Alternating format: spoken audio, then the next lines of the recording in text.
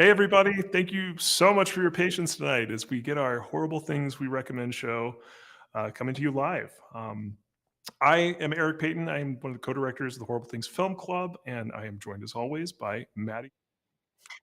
Hey, it's going well. How are you? Well, doing well. We had a little learning curve there as far as like some new things we're doing. But I think we got all the kinks worked out, which is awesome. We've got great guests that we're really excited to have join us again. Their second time they've come and talked with us previously at a different entity, actually, weirdly enough. But they are multi-talented, multifaceted people, and we're really excited to have them join us. Maddie, can you tell us about our guests? Yeah, so our guests today, they been on once before under the Suburban Ghost title. Our filmmakers, Brad and Becky, they are coming today to talk a little bit more about their trivia that they host. It is the second Tuesday at Slashers, I believe, but this Friday at the Westminster Draft House, they are doing a special Evil Dead themed trivia, which is going to be super fun. I will be there. I hope everyone else will be there because I want to see if anyone can beat me. I'm going to be studying all week. We're gonna give you some good competition. You can't do it. Nobody can beat Maddie. It's terrible. And the worst thing is that we're sponsoring it, and if you guys don't bring it, she's going to win all the prizes. No, it's really awesome. We love Evil Dead. This is a really cool kind of inflection point with all the different Sam Raimi things that have been going on. Ash versus the Evil Dead, and then the Fede Alvarez stuff. And this is just, it's always a really cool.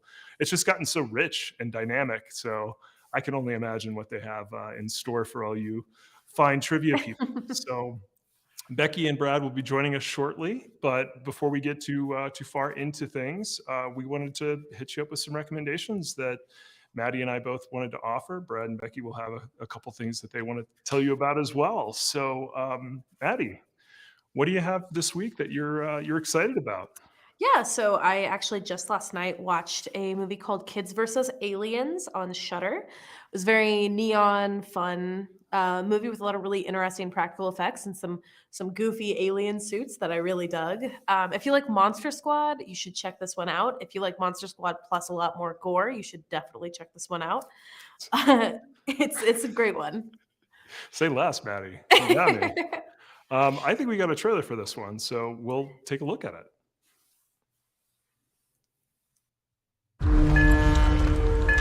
It's gonna be a long one tonight, boys.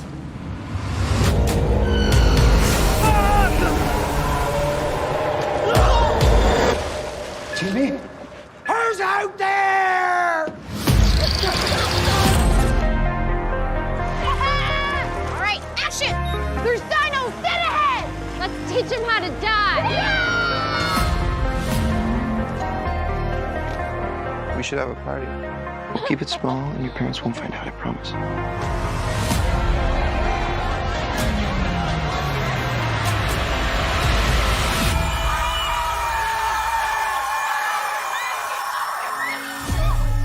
Just one of those stupid pranks. No reason to break up the party.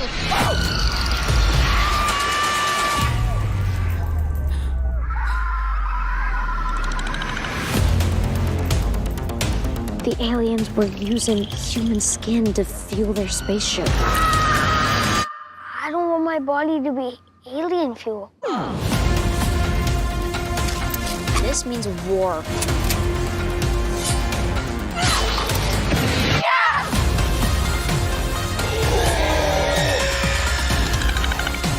Give us a fucking break already!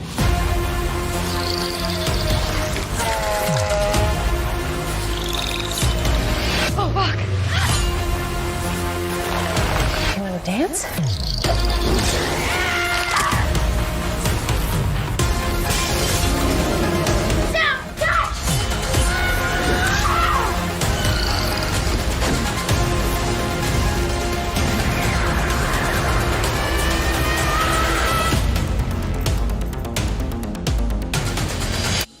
Fuck space.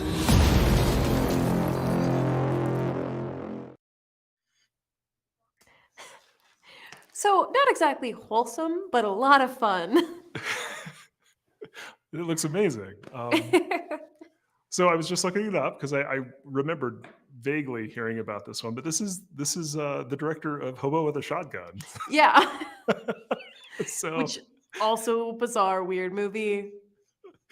which no, it adds up perfectly. Yeah, that's awesome. Another very cool Shudder exclusive. I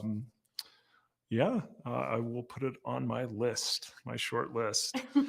We were joking earlier because my first recommendation for the night is one that we have recommended for some reason. I think this is the third time this year, and and I still think you should see it. But that is Panos Cosmatos, his Mandy, starring Nicolas Cage and Andrea Riseborough. And there's a very special screening this week. It is a Alamo Draft House, both at the Sloan's Lake and the Littleton location. It is their 420 at 420 screening, which, you know, I don't know if I recommend totally going all in the way that you can, but, you know, if there's ever a movie to go all in and just fucking trip balls on, You maybe can this make is it an immersive experience. Yes. Yes. You can talk to tigers. You can flick Richard Breakout, just being you. Which who doesn't want to do that? True. So yeah, that's coming up. Tickets are still available. Looks like and they're also doing some other screenings too before that. So it's a repertory screening, which is always a good time. And fuck, man, that soundtrack is so good. So if for no other reason, go check it out for the soundtrack and trip balls on 420. So Maddie, what is your next recommendation? So in a stark juxtaposition from a Alamo Dank House screening of Mandy, I'm a super huge fan of television, and I think television should be more horror oriented. And the biggest crossover I've been able to find outside of like American Horror Story is true crime. And Hulu just released a Hulu original called The Boston Strangler, based on the Strangler case and the Albert DeSalvo story. The way it was shot was really, really nice. It looks visually kind of similar to Zodiac. It has those same kind of vibes, which is one of my all-time favorite movies. And there's not a whole lot of content on The Boston Strangler. So I was really excited. I'm only a couple episodes in so far, but I like it a lot. And I definitely would recommend checking it out. Keira Knightley, amazing as always. And we were talking about this. It has Chris Cooper, and then trying to figure out what he was in exactly.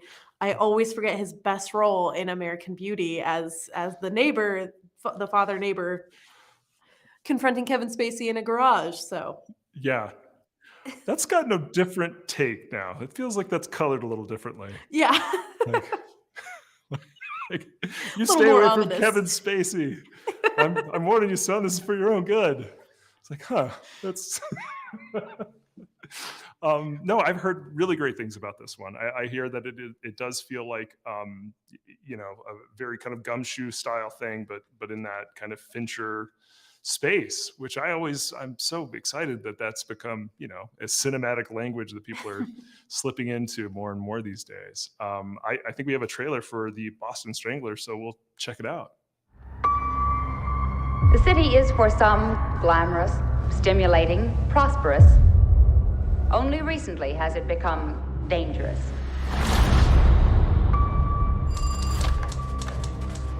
Jack, I think I found something. 3 women were strangled over the last 2 weeks. You're on the lifestyle desk. You're not covering a homicide. I think the murders are connected. Another woman was strangled. Just came over the wire. I'm killing the follow-up. You don't have a story. How many women have to die before it's a story? They just confirmed number 4. Police aren't talking. Never seen them this tight-lipped about anything. I don't care if it's 1 killer or 4. We're gonna catch whoever did this. You have any suspects? Boston police, hands on the wall. We had him. We just let him walk away. Everything lines up with him. His history, the progression of the crimes, everything. You know how many people I've gone down the rabbit hole with? It's a dead end every time with this case. What do you think you're gonna find out there?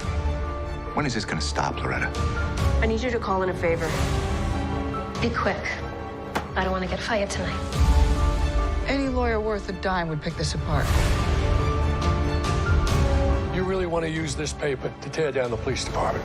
If anyone else was blowing it this badly, we'd have put it on the front page a long time ago. I need you to take down an address. If I don't call back in an hour, give it to the police. Loretta, there's more than one lunatic out there, and you're gonna get us both killed.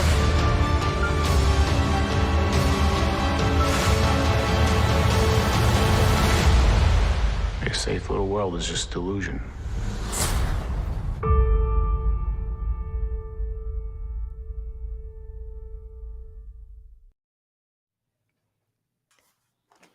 Amazing. I don't know how familiar you are with the Boston Strangler case, but much like Son of Sam, sent all of Boston into a tizzy when all these murders were kind of being reported about because they didn't have the term for serial killer yet. Yeah. So it revolutionized a lot of how we talk about serialized crime, and this show so far has been really great at addressing that and the ominous nature of like, who do I let into my house? Who can I trust? Yeah, no, it looks great. Like, so I'm sorry, is it a series or is it a one-off film? No, it's an episodic. Oh, cool. Yeah. That's cool. Wow, very, very cool. No, I totally got my Mindhunter vibes. It was just like, oh man, it really is kind of, maybe it's like the methadone version of Mindhunter. Just ease my way out of that. Season 3's out there somewhere. Very cool pick. For my pick, the second pick I've got, this is my favorite Guillermo del Toro film, and it's another repertory screening at the Draft House. But this one is The Devil's Backbone from 2001, which I think is, in all of his films, kind of the one that maybe gets a little, it's kind of gotten lost in the prestige of the bigger things that he's done. But it's really beautiful, a beautifully shot film, a really touching story, but one that I think, is really worth seeing in a theater. There's a great Blu-ray that Criterion Collection put out just a few years ago, and it's still available. But this is this is something that is really worth seeking out and seeing on a big screen. So I'm very excited that the Draft House is doing a special screening. This one is actually going to be, I think, on the 25th, so it's kind of a week plus out there. But we'll post the dates for that one. If you've never seen The Devil's Backbone, it's very cool. It feels very similar to, it's like the minimalist version of Pan's Labyrinth in a way. Very similar in theme and tone, setting. And we've got a trailer, so we'll take a look.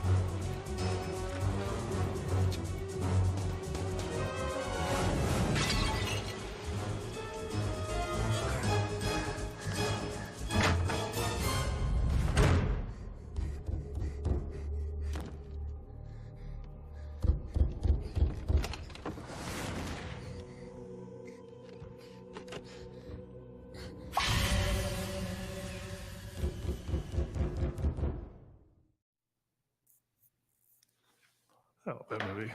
Super good.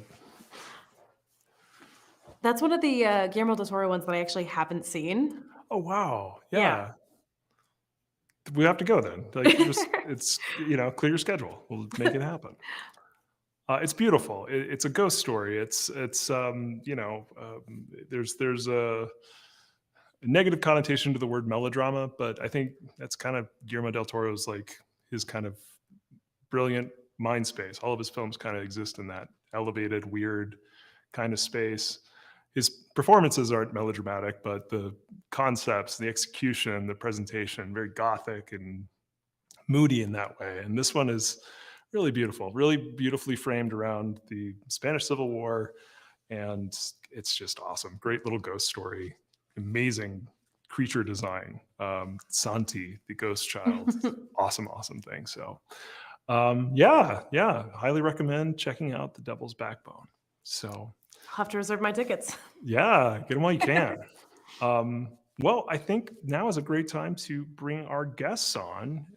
So I'm so excited. They've been so patient and kind with their time. So without any further ado, Becky Sayers and Brad McCarg from Fright or Wrong. Hi, guys. Hello. How are you doing? Great. Doing well for a Yeah. Sunday night, I suppose. Yeah, I was Yes. gonna say. I've been enjoying the beautiful weather, so That's awesome. Yeah, absolutely. Well, again, thank you both so much for joining us. We had you back in December when we did some of your holiday themed horror films for a Filmmaker Focus, and then showed Black Christmas, which was awesome. Becky, I am so disappointed we didn't get to see it with you in person, but it was a huge hit. Gasps in the room at the culmination, at the climax of the film. So well done those curation. were plants in the audience to make it feel a lot better. But yes, I'm disappointed I wasn't able to join as well. We'll do it again. That's yeah. what I'm getting to. I Yes. desperately want to watch more movies with you guys. You guys are awesome. Aw, likewise, the Yeah. feeling is mutual. So this time around, though, we get to talk trivia with you guys, which you guys have an incredible trivia thing. Can you tell us a little bit about Fright or Wrong? Yeah. I guess I'll kick things off. I started hosting trivia at the Telluride Horror Show in 2016, I believe. And in 2017, I met Becky, and then she got her claws into me and hasn't let go. And after about like 6 months, we decided to try and do like a monthly trivia night at a local horror bar in Seattle. Which is where we were living at Yeah. the time. And we were all set to start, and then the pandemic hit literally a week before we were supposed to have our very first night. So we did some virtual stuff for a while, but after that it just kind of took off. And then in 2021 we reached out to Slashers on Colfax after they reopened and rebranded, and we've been there pretty much every second Tuesday now for the past year and a half. For a while we tried out with like 4 times a month, and then 2 times, even though we couldn't sustain it because we were too busy. So yeah, now we're sort of like the house trivia there, and they've been wonderful, and it's amazing. And now we occasionally branch out and do brief theme trivias at the Draft House and a couple other bars around town when we can. That's awesome. Yeah. And no kidding, man. 4 in a row would be ridiculous. The kind of stuff you guys do is really involved and really well crafted. Yeah, we don't have the stamina of Ghouls Night Out. So if folks want more horror trivia, go check out their events as well, because they do a lot. For sure. Yeah, no, they crush it. But just with life and work and kids and dogs and everything. It's even when we try to get a jump start on it, is we find ourselves Monday night, oh shit, we got to finish trivia for tomorrow. Oh yeah, we know that feeling. Well, that's awesome. Yeah.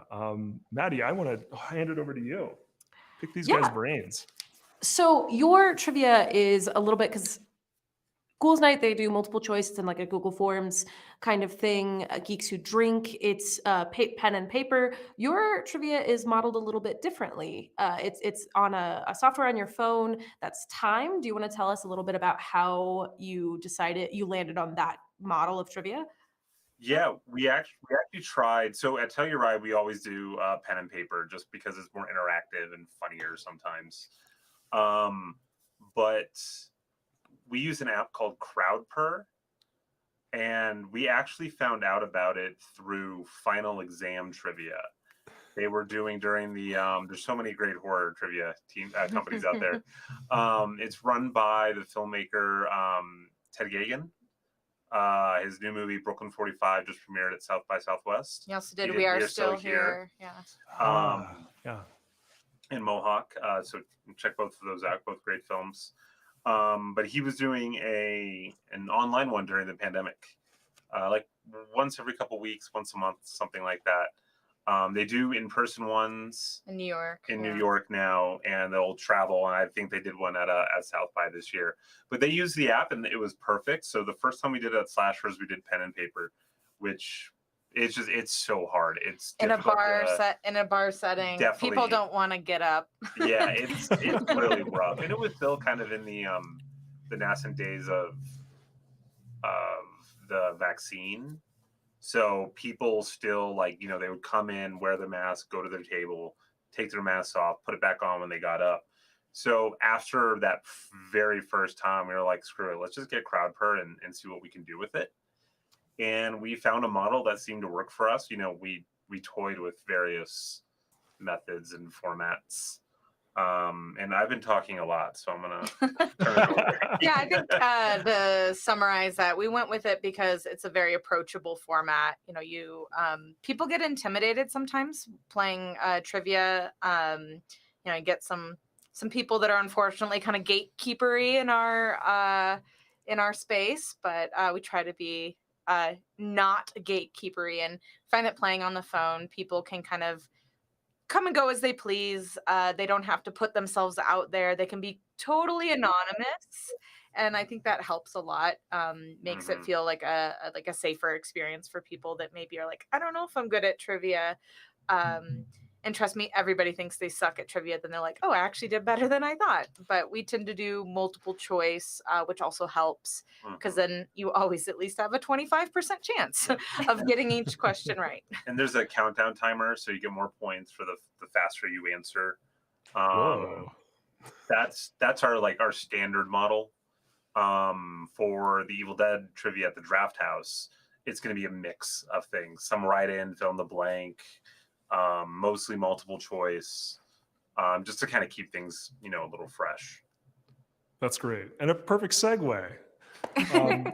We're so excited that we're, partnering up a little bit, sponsoring you guys with some prizes and some different things for the winners of the upcoming Evil Dead trivia at the, it's going to be at the Westminster Draft House at their,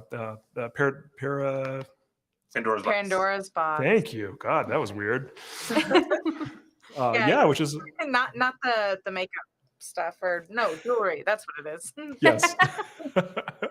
So that'll be awesome. That'll be a great time. I'm super stoked about Evil Dead Rise. Like the more I see, the more I'm just like, I don't want to stop. I want to go in cold. But it looks so good. What is your history with Evil Dead, and what can we expect as far as what is going to be in this Evil Dead trivia? Yeah, I think we both actually started with Army of Darkness, like as kids. It's a great gateway movie, really. I think to genre in general, because it's not even pure horror, right? That is like horror, fantasy, action. Slapstick comedy period. It mixes a lot of different things into one. So I think we both saw it probably as kids. It's I think my earliest memory of watching a horror movie and getting into the genre. Yeah, and I remember watching it with my brother. We had rented it and we watched it 6 times in a row before we had to return the tape. And then eventually bought it, and then that kind of led me to some of the other Evil Dead films, and I started then with 1, 2, and then to 2, and I always thought the first one was like just so scary to me, even though it's a little hokey at times when you watch it. But it's kind of like the Texas Chainsaw Massacre, where you feel like you're watching a snuff film or something you shouldn't be watching. So the grain, the grittiness, even sometimes the bad acting kind of work for it, in the sense that it just doesn't feel right. And I think Sam Raimi's camera work and some of the sound design and music just all together lead to this. It's just pure dread when you watch it, and I love that. And of course, everyone loves Evil Dead 2, great blend of horror and comedy, but I think the first Evil Dead and Army of Darkness are my tied kind of like for my favorites personally. I used to. I mean, Army of Darkness is probably my favorite, and I used to say Evil Dead 2 is the best, and I admit, and most people are going to disagree with me on it. I went back and I rewatched it a few months ago, and of the original trilogy, it is now my least favorite. Wow. It's still a great movie. Yeah. But I feel like there's this whole part in the middle where it's just Ash going crazy, basically. It's got moments, but I do think it just kind of drags. There is, just on rewatch, far removed from the first time I watched it, it just didn't hold up as much. Still a great movie. Yeah, I think one thing we've been talking about, and this is very common in the horror genre specifically, is when you have characters that are losing their sanity, or tripping, or whatever that might be. Sometimes you start to lose stakes because it feels like anything can happen and there suddenly are no rules, which a lot of people like that because it's obviously ground for a lot of creative thinking. But I think sometimes for me, you start to get it starts to pull like you have no grounding on the world anymore, and you're like, well, anything can happen. I don't know what's real. And I think some of that goes on a little bit for me with Evil Dead 2. I'm like, well, where's blood gonna come out of next? But I still love the movie. I still love it. We shouldn't talk too much trash on Evil Dead 2. We do love it. If we're gonna talk trash about an Evil Dead movie, I'll talk trash about Evil Dead 2013. There we go. You're Brad. We're like simpatico, man. In a more grounded sense, in a more grounded space of sorts. Fede Alvarez, takes up the mantle with the sign off from the team, from Raimi and company, and produces a pretty gnarly Evil Dead movie. What did you think of it? To me, it took one small aspect of the Evil Dead. In this case, we could say extreme gore. And that was it. It was kind of a joyless, just, I don't know. I couldn't it's a difficult get watch. into it. Yeah. I don't think there's anyone to really root for. Like the reason Evil Dead worked in part, and kind of withstands the test of time, is that in it, like Bruce Campbell is just sort of like this everyman who is just kind of fucked. Like he's thrown into this horrible situation and he's got to survive. Whereas in the remake, the Ash character is possessed and messing with people and all of that. And like she's the one who deals with the tree scene in the woods, and then all of a sudden she's fine, and then we get this raining blood stuff. And it's like, we get it, it's gory, and it bothers me. I'm not saying it's not like amazingly well shot. The performances are fine. The gore, the gore is great. But just as a whole, I feel like for a standalone film, not connected in any way to the Evil Dead, if you can kind of view it like that, sure, it's fine. Sure. But as an Evil Dead movie, I feel like it completely misses the mark. I disagree, but I like that it has its own identity from the others. But I'm still not a big fan of the film, so I agree with you there in general. And I think the gore is like clearly the standout of that film. Oh, yeah. It's excellent. I do agree it is rather joyless, and that like it takes itself very seriously. It doesn't have fun with it, and that to me was not something like I appreciated in the film, because I don't think like I thought there's some weak spots in the writing that made it like where I think it would have worked better with a little bit of humor and like self-awareness and tongue-in-cheek kind of sensibilities. But I don't mind that it's like not the same as every other, because every Evil Dead film has been totally different from one another. So like I don't think that's a fair criticism of it personally, but and I like when you have remakes, reimaginings, sequels. What this one's really technically a sequel, I guess, or a reboot, true reboot. I like when a director can come in and like use their own voice to make something new. But I do agree in general that I'm not the biggest fan of the film, and I like never really feel like watching it. if that's a testament just in general. I am really looking forward to Evil Dead Rise Up. There you go. Yeah. I'm really curious too, because I feel it's definitely, well, this is, it's not Fetty, but it's under his production. I'm sorry, he's producing this, right? Is that right? Yeah. 1 second, we have a little visitor. Oh. Well, hi. My daughter's coming to ask about the internet. So we know your daughter. We know her from her acting work. Yeah, and she'll actually be at trivia on Friday, I think. Oh, wonderful. Yes. Interesting. So interesting. Yes, we were talking about Evil Dead Rise. Sorry. Yep, sorry about that. Yeah, and then I think the other part of your question, what to expect at the trivia. So the one we did at Slasher, so this is actually our second Evil Dead trivia. So if you're listening and you were at the Slashers one, it's going to be all new questions, which we should probably start writing.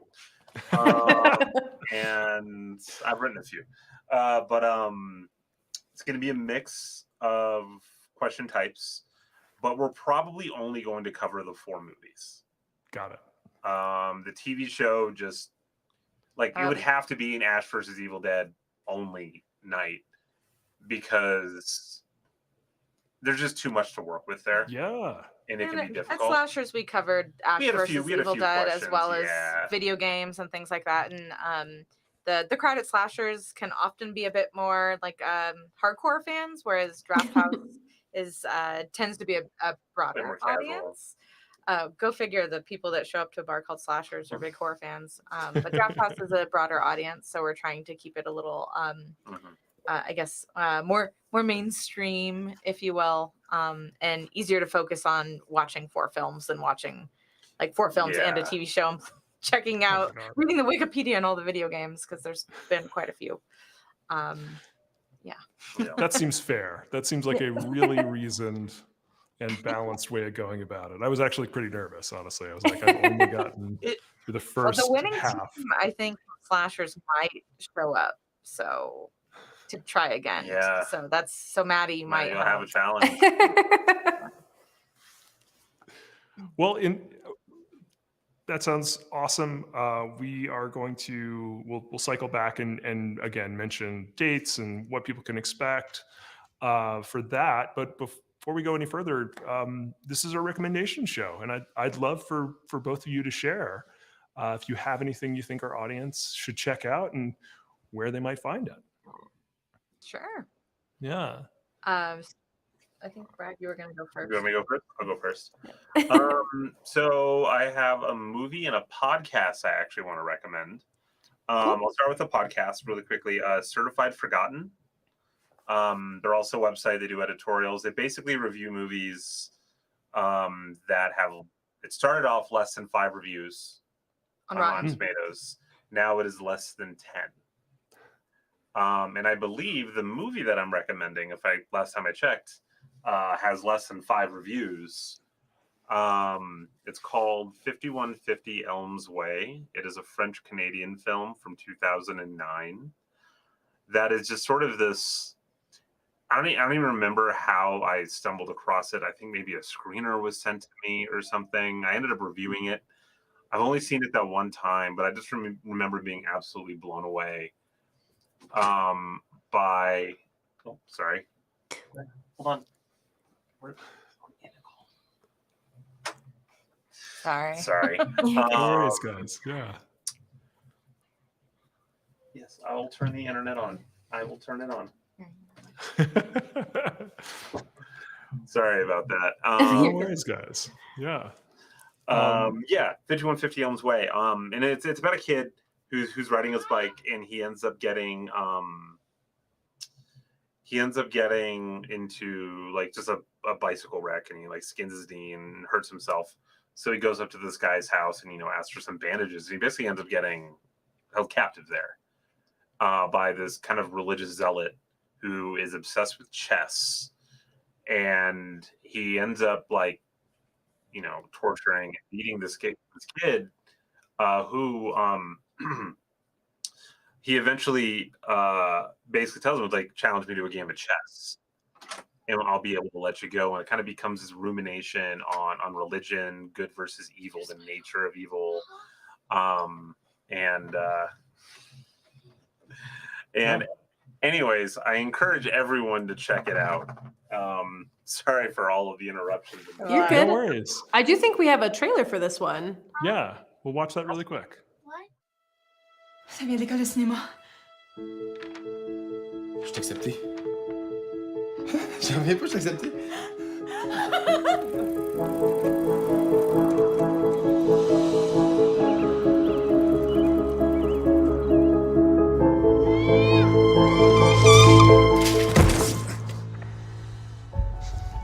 Projet pour co-réalisation 1, mon nouvel environnement.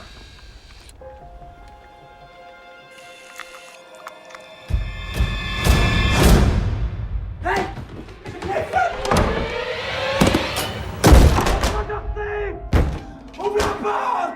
Au secours! Appelez la police! Mon nom, c'est Galice Bérubé. Il est enfermé par une famille de fous, là, je sais pas trop. Le nom de la famille, c'est Beaulieu. Elles sont 4. Le père, la mère, une ado. Puis il y a une petite fille aussi. Ils sont dangereux, ils sont vraiment dangereux. C'est ton initiation, Michel. Mon père est pas fou. Il a juste trop de morale. T'en as-tu combien? Juste du monde qui le méritait. Dieu a envoyé Yannick comme épreuve. T'as tout vu, toi. Tu décidé de ce que t'allais faire avec moi? Bats-moi aux échecs. Gagne une partie, puis t'es libre. C'est une bataille, le jeu. L'éternel combat du bien contre le mal. Puis j'ai jamais perdu une partie. Sais-tu pourquoi? Parce que j'ai raison de faire ce que je fais. Laissez-moi sortir!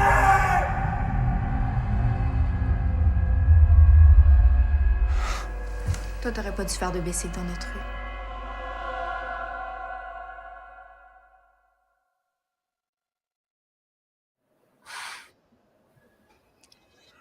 Yeah, it's a great movie.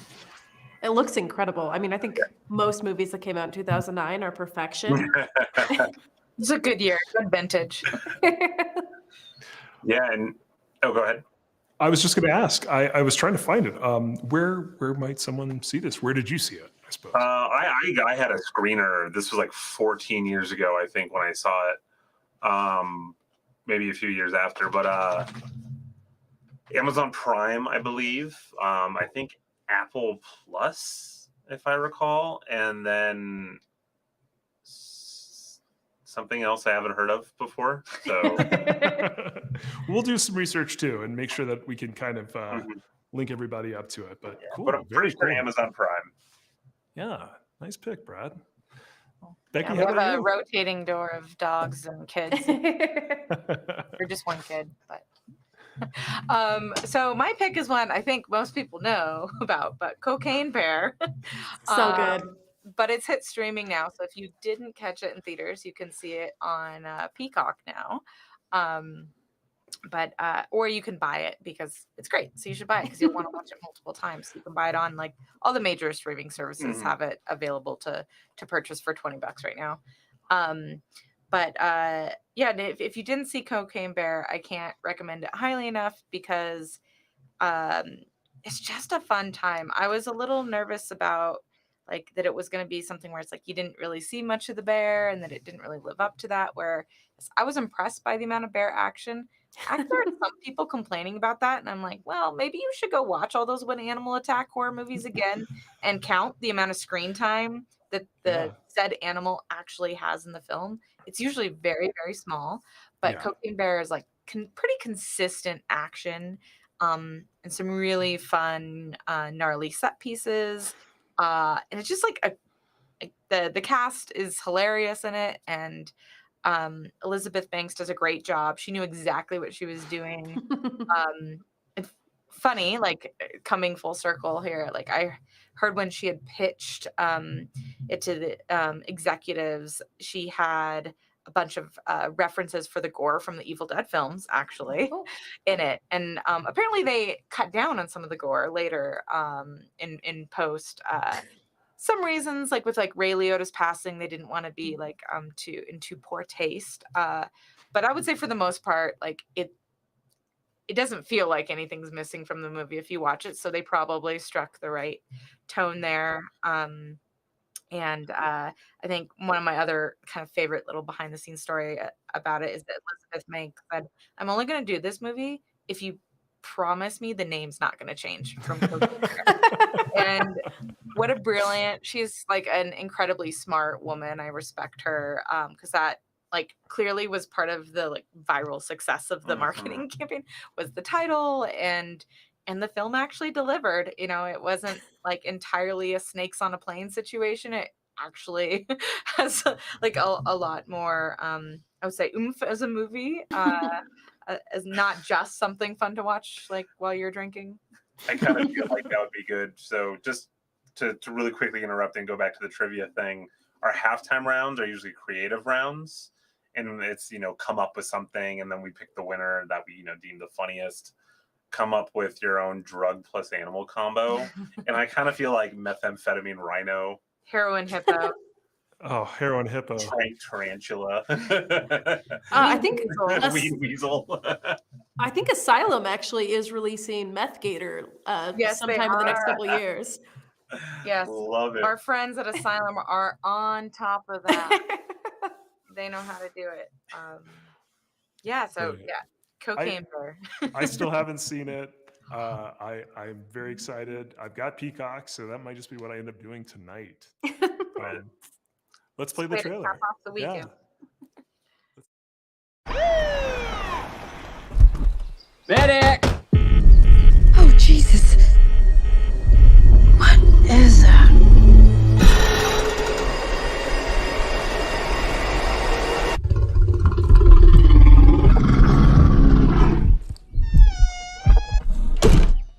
Beth, we should go. Millions of dollars worth of cocaine fell from the sky this morning in Knoxville, Tennessee. There's more of this out there. They dumped it somewhere. I'm looking for my daughter. Forest is a dangerous place. Hey, Henry, check it out. Something got into it. A deer, maybe. A lot of cocaine was lost. I need you to go and get it. No, don't eat that, don't eat that. Let's see what kind of effect that has on The bear. It fucking did cocaine. A bear did cocaine. There was a bear. A bear? It was far. Hey, that's inappropriate.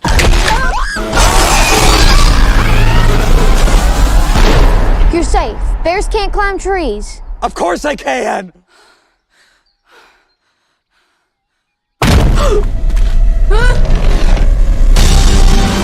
Baby.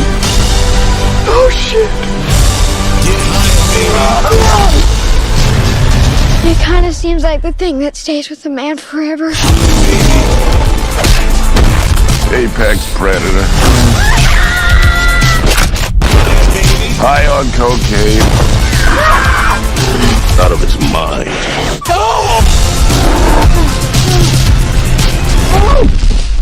Oh man, you fucked. What the fuck is wrong with that bear? Shoot it, Beth! Beth, speed up! Higher, baby. And don't ever come down.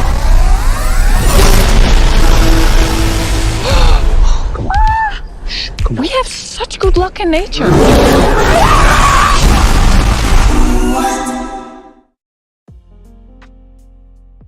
There you go. Truth in advertising. I want to see that one again. Yes, yeah. That's so good. And the bear looks great too. Like Weta did the effects and awesome. It's awesome. I think this was the first thing I saw Jesse Tyler Ferguson in after Modern Family, and it took me like half the movie to recognize him. He does such a good job. Looks so familiar. Why can't I put my finger on it? Excellent picks, both of you. Yeah, I'll seek out 5150. I'm a little disappointed it's not about Eddie Van Halen guitar amps, but that's okay. Still looks cool. And Cocaine Bear, of course. Yeah, seems rad. So, Maddie, I think you got one more pick, and I love this one too. I'm gonna just piggyback on you. If you want. Sounds good. Yeah. It's so good that it deserves double the attention. Yeah. We had the pleasure to go see Renfield before it came out, and it was so good. I was kind of going in expecting it to be like really cheesy and kind of dumb, but it was just self-aware enough that it was hilarious and really, really delivered on the gore, which is something I also was not expecting. There's a lot of practical effects in it, which is my bread and butter, and then seeing how they accomplish some of the stuff they did is really, really fun. But yeah, if you like blood splatter and silly jokes and some really great Bela Lugosi lighting, Renfield is the movie to go see. Let's watch the trailer real quick. Sorry to interrupt. Are you okay? I need to get out of a toxic relationship. Why don't you start by telling us what brought you here?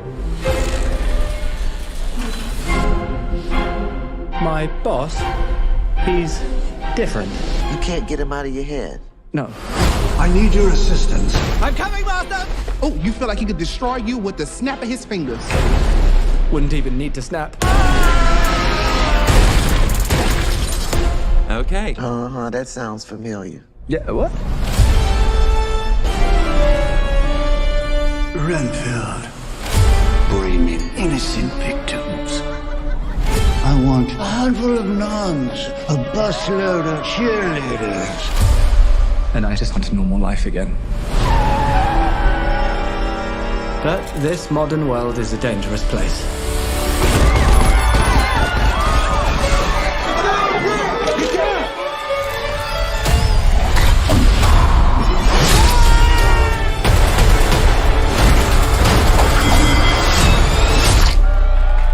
Thank you. You saved my life. Did I watch you cut a guy with a decorative serving platter? It's all in the wrist. Let me explain. My boss gave me this power. In return, I tend to his needs, including care, feeding. You bring him people to eat? You're like the guy that gets the villain's Postmates. But if you were to stop focusing on his needs, what would happen? He won't grow to full power. Exactly. He won't grow to full power. What? That's so weird. Why would you phrase it like that? But yes. Hi. Are you here for the meeting? Well, come on. No!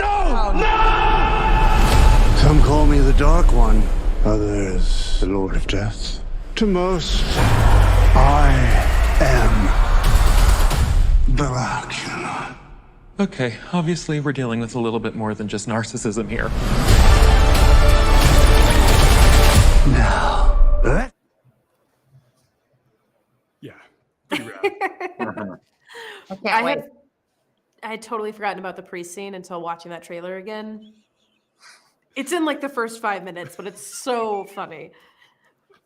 Have you guys had a chance to see it yet? Not yet. It's on our list. Of course. Eventually. Hey, no judgments. That's totally cool. It does have the exact right amount of Nick Cage in it. Yes. No, it's awesome. It's a direct sequel to the 1931 Bela Lugosi Dracula. They they do a great job of even subbing the two characters in place of them. So you get to see Nick Cage, I'm sure, living out a like lifelong fantasy of being Bela Lugosi. It's incredibly gory, like the bloodiest, goriest. It's got so many bodily fluids and solids. It's amazing.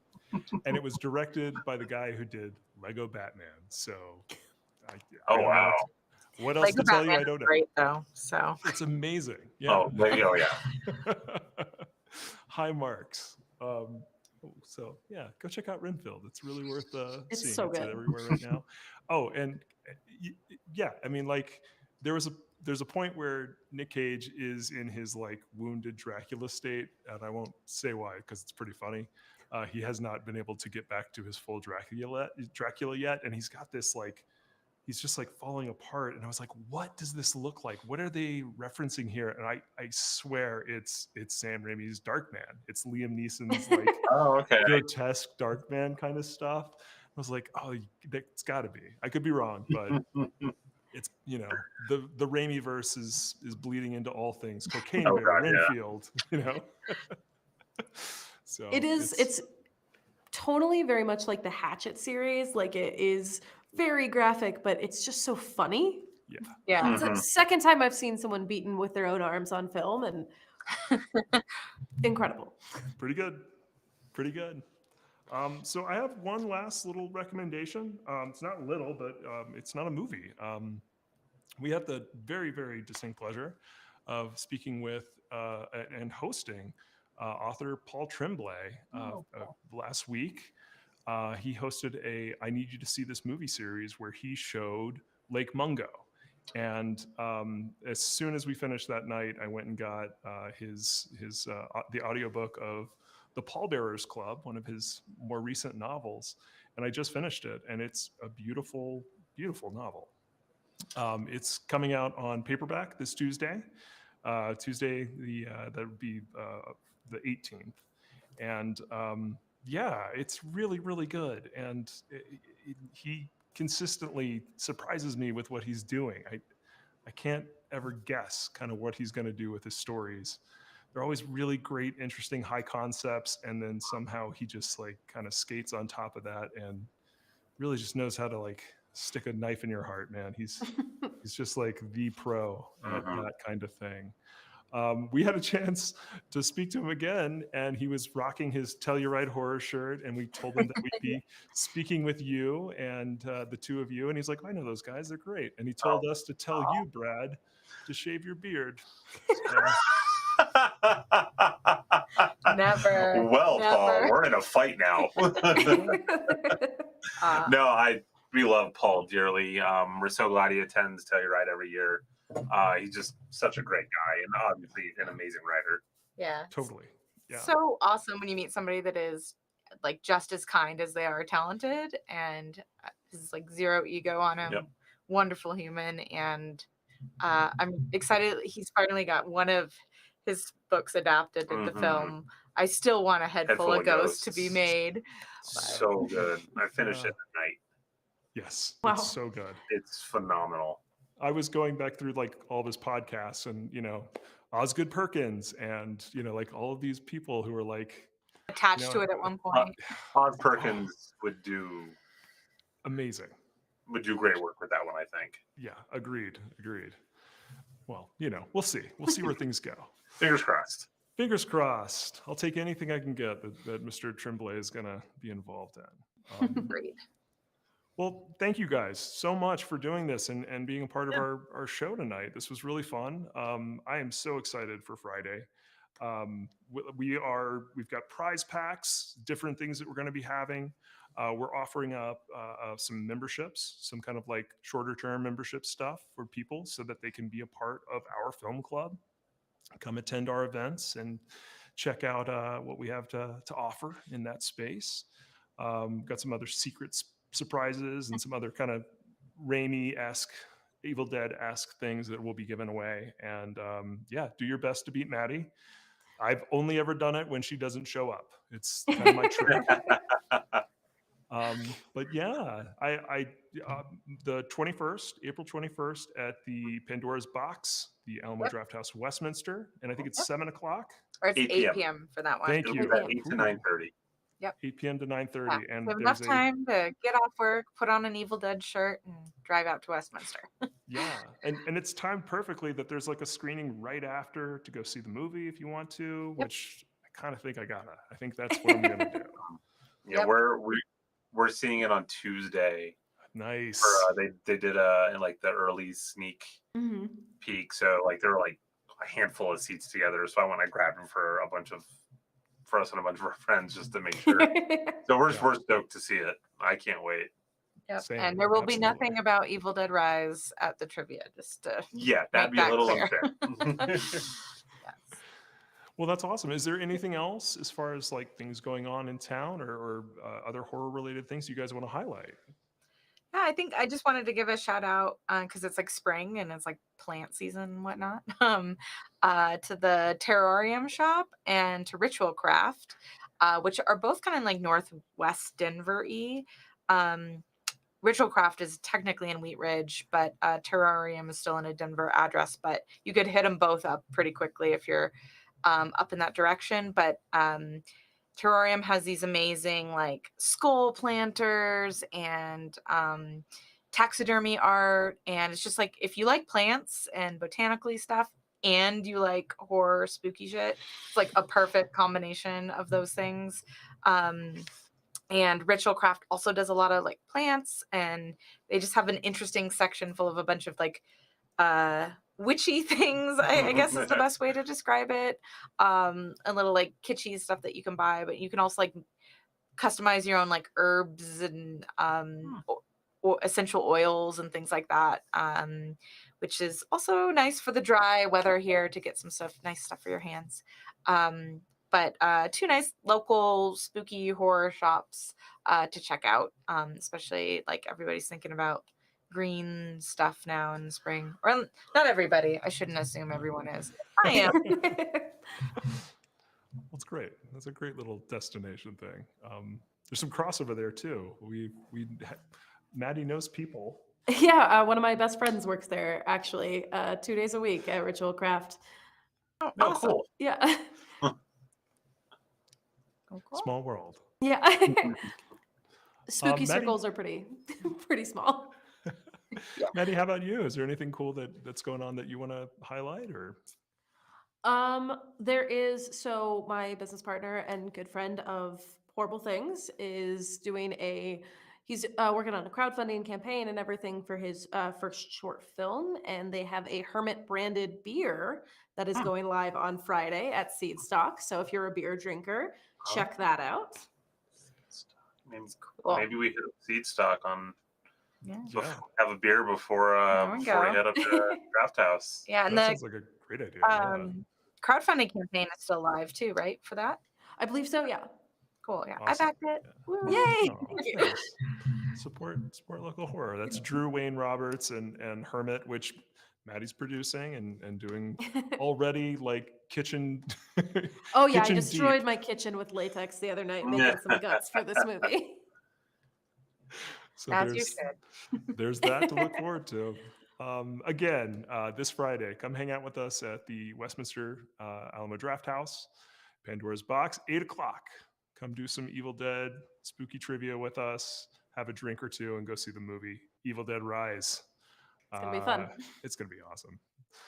Thank you both so much. This was really fun. And yeah, I can't wait to see you guys on Friday and have you not spoil the movie for me.